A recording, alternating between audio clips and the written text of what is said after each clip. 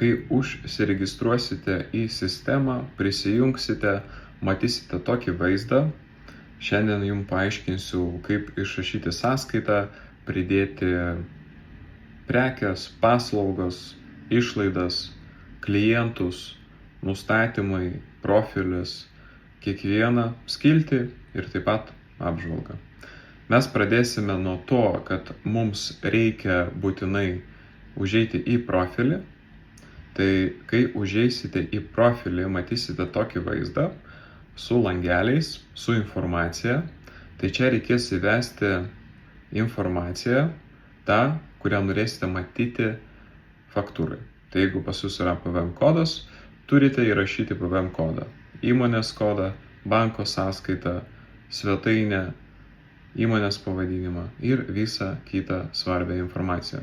Tada, kai surašysite, būtinai paspauskite išsaugoti pakeitimus ir dabar jau esame pasiruošę pereiti prie sąskaitų išrašymų. Tai jums reikia dabar paspausti sąskaitos. Kai paspausite sąskaitos, bus mygtukas pridėti sąskaitą. Jums reikia paspausti pridėti sąskaitą. Pamatysite tokį langelį. Čia bus numeravimo šablonai.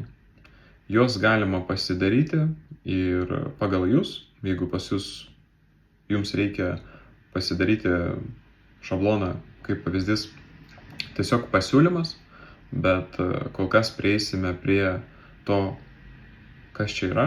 Čia yra jau paruošti šablonai, tai paspausime PVM sąskaitą faktūrą, paspaudžiame į liniuotę ir matome, kad čia yra sąrašas klientų. Čia jau bus sąrašas klientų, kur aš sukūriau, tai aš galiu paspausti pasirinkti klientą, kuris jau sukurtas, o galiu sukurti klientą čia paspausdamas mygtuką pridėti klientą. Tai jeigu jums reikia išrašyti faktūrą naujam klientui, tai jums reikia pridėti klientą, įrašyti įmonės pavadinimą, adresą, pavyzdžiui, Šalčios 616. Įrašysime ir PVM kodas, kaip pavyzdys, ir įmonės kodas. Čia galima įrašyti telefoną, paštą ir kontaktinį asmenį. Vėliau, kai rašysite pagrindinę informaciją, mes kol kas peržiūrėsim variantą su pavadinimu, PVM kodu, įmonės kodu ir adresu. Spaudžiam išsaugoti klientą ir jis iškart čia atsiras. Tai čia galite pridėti taip klientus, taip pat galima pridėti ir per skiltį langelį klientai taip pat, bet galima surasti klientą ir rašyti jį per sąskaitų faktūrą. Tai toliau mes turime parašyti prekės pavadinimą, tai kaip pavyzdys svetainė, o čia rašysime kainą ir jau galėsime išsaugoti sąskaitą. Čia pasirodė sukurta faktūra. Paspausdami į mygtuką parsisiųsti, mes gausime faktūrą. Tai prieš paspaudžiant gerai, jums leidžia įvesti savo sąskaitos numerį, jeigu jis neteisingas. Bet jeigu jūs įvesite savo seką, tai jis bus ir kurs sąskaitas pagal šios numerius. Tai kita sąskaita jau bus 0,5. Čia 0,4, o bus 0,5. Tai spaudžiam gerai ir čia matom sąskaitą faktūrą. Jūsų informacija, kurią jūs suvedat į profilį, pirkėjas irgi tą informaciją, kurią suvedė. Taip, tai tą informaciją galėsite pritaikyti ir jau turėti atsiųsti faktūrą, paspausdami šį mygtuką ir jau turėsite faktūrą savo kompiuteryje.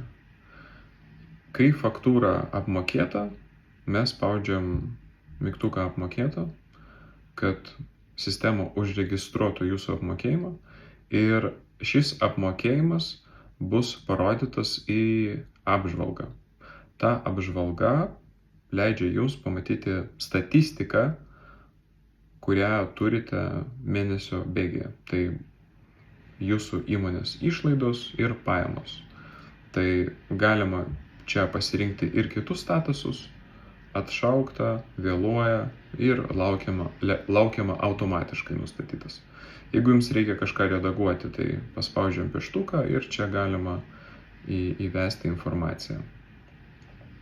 Taip pat, kai jūs išrašinėsit faktūras, pavyzdžiui, dabar peržiūrėsim variantą išankstinę faktūrą, pasirinksim klientą OB klientas. Čia yra toks mygtukas pridėti jau esamą prekę. Tai paspaudžiant šį mygtuką mes turim jau prekes, paslaugas, kurie paruošti jūsų naudojimui. Tai aš spaudžiu kaip pavyzdys apskaita ir jau produktas čia atsirado. Kaip tą padaryti? Tai mums reikia užeiti į prekes ir paslaugos ir čia bus jūsų visas produktų sąrašas. Vieną kartą reikia pridėti ir šis sąrašas bus išsaugotas visam laikui. Tai vėlgi produktas tegul būna 3D konfiguratorius, kaina 1200 ir išsaugoti produktą. Paspaudžiam, tai visus produktus čia per vieną kartą irgi pridėsit ir paslaugas. Ir jau, kai norėsite išrašyti sąskaitą, tai dabar patikrinsim, pasirinksim klientą, šabloną, pridėti esamą prekę ir čia pasirodys 3D konfiguratorius. Pridėsime ir jis jau čia yra. Tai dabar išankstinę sąskaitą mes dar be PVM, išsaugoti sąskaitą ir čia atsirado pas mus klientas apačioje vėl. Galima peržiūrėti numerį, paspausti gerai ir pamatyti išankstinę sąskaitą faktūrą. Tai čia kaip pavyzdys be PVM. Čia visa surašyta informacija pirkėjo, pardavėjo, viskas kaip ir aišku. Tai čia galima taip pat pridėti iškart visus klientus, jeigu turit sąrašą klientų, kurie pastoviai jums moka ir kuriems jūs pastoviai išrašinėjat faktūras, tai galim iš karto iš anksto tą pasidaryti, kad greičiau suvesti faktūrą ir išrašyti faktūrą. Tai dabar mes žinom, kaip pridėti klientą, tai paspausdami tiesiog pridėti klientą ir rašyti visą informaciją ir jis čia išsisaugos. Prekės, pridėti prekę tam, kad kai išrašinėsite sąskaitą faktūrą, galima būtų greičiau surasti jūsų prekę ir nereikėtų rašyti pavadinimą. Kalbant apie išlaidas, tai jeigu pas jūs kažkokios išlaidos, jūs esat degaliniai ir užsipilėt kuro 50 eurų, tai čia prašysite 50 eurų ir surasite žymą kuras. Pridėsite čekį, padarysite nuotrauką iš telefono ir galėsite išsaugoti išlaidas. Tai buhalteriai iškart matys ir galės atsiųsti jūsų čekį ir įrašyti visą informaciją.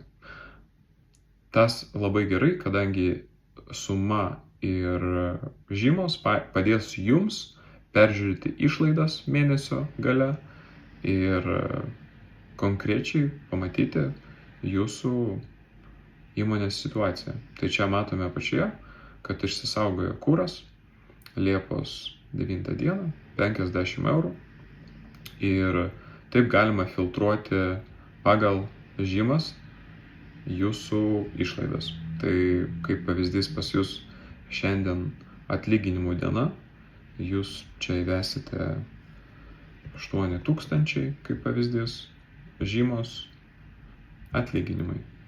Pridėti, čia pridėsite failus, jeigu reikia, ir išsaugosit išlaidas.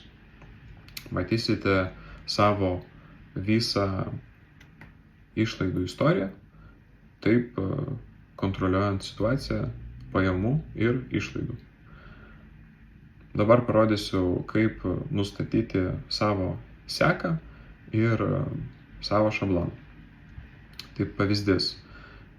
Čia šablono pavadinimas, jis bus atvaizduotas PDF kaip pavadinimas, kaip mes matėm PVM sąskaitą faktūrą, tai tuoj greitai parodysiu. Tai šablono pavadinimas bus atvaizduotas čia. Tai mes dabar turim sukurti šablono pavadinimą. Šablono pavadinimas bus kaip pavyzdys pasiūlymas. Priešdėlis, tai kokia pradžia bus faktūros, kaip pavyzdys SKK. Ir galim padaryti pritaikytą formatą. Čia galim parašyti vėlgi SKK ir uždėti jums dominančią seką. Tai seka prasideda iš pirmo numerio. Tai jeigu mes čia paspausime 6, parašysime 6, tai dabar faktūros pradžia būtent šio šablono prasidės iš 6 numerio ir kitos faktūros, taip bus kitas numeris 6, 7, 8, 9, 10, 11 ir taip toliau.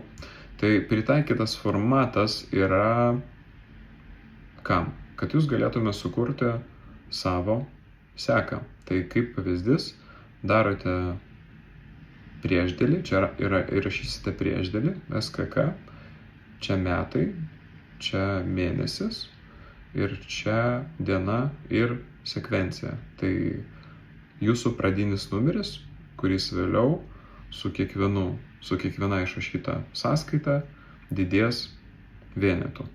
Tai mes dabar išsaugosim pasiūlymą, šabloną, pereisim į sąskaitos, pabandysim surasti šį šabloną, matom, kad yra pasiūlymas, pasirinksim klientą, pasirinksim prekę ir dabar išsaugosim sąskaitą. Mes išsaugojom sąskaitą ir dabar matom, kad čia numeris sąskaitos SKK, metai, mėnesis, diena ir sąskaitos numeris gale 6. Tai jeigu mes dabar pridėsime vėl pasiūlymas, vėl klientas, pridėti esamą prekę, pridėsime išsaugosim, mes matysime gale jau 7. Kitas bus 8. Tai taip mes galim matyti savo seką. Čia taip pat galima pakeisti, jeigu jūs norėsite, kaip paskutinis žingsnis. Ir kaip matome, pasiūlymo pavadinimas ir visa informacija, kuri jums reikalinga. Taip pat viskas bus pagal statistiką, čia statusas apmokėta, vėluoja, atšaukta. Taip ir dirbdami galėsite matyti statistiką ir išrašinėti kaip faktūras, taip ir matyti išlaidas. Telefone viskas tas pats, labai patogu, kadangi jūs galite iš telefono išrašinėti sąskaitas ir pildyti išlaidas. Jeigu esate, kaip pavyzdys, parduotuvėje, drabužių netgi parduotuvėje ir norite išrašyti sąskaitą faktūrą ant savo įmonės, tai kai jums išrašo, jūs darote nuotrauką ir iškart įdedat tą nuotrauką į sistemą kaip nuotrauka ir jau viskas bus vietoje, nereikės ieškoti čekių, faktūrų, viskas visada bus vienoje vietoje. Ačiū Jums už dėmesį ir gerų ir sėkmingų pardavimų.